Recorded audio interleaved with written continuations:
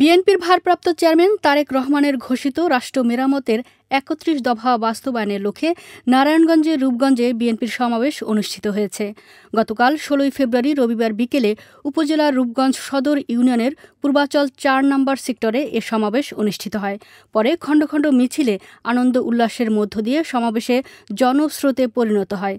Rupganj union ৪ নং word বিএনপির আয়োজিত সমাবেশে রূপগঞ্জ ইউনিয়ন বিএনপির ৪ নং ওয়ার্ড বিএনপির সভাপতি হাজী মোহাম্মদ জসিমউদ্দিনের সভাপতিত্বে প্রধান অতিথি হিসেবে উপস্থিত ছিলেন বিএনপির কেন্দ্রীয় নির্বাহী কমিটির সদস্য বীর মুক্তিযোদ্ধা কাজী মনিরুজ্জামান মনির।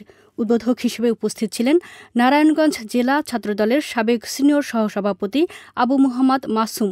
বিশেষ অতিথি হিসেবে উপস্থিত ছিলেন নারায়ণগঞ্জ জেলা স্বেচ্ছাসেবক দলের আহ্বায়ক মাহবুবুর রহমান, সুলতান মাহমুদ, রূপগঞ্জ উপজেলা বিএনপির জিয়া মঞ্চের সভাপতি জজ ভূঁইয়া, জেলা শ্রমিক দলের সভাপতি আমির হোসেন, আব্দুল মতিন সহ আরও অনেকে।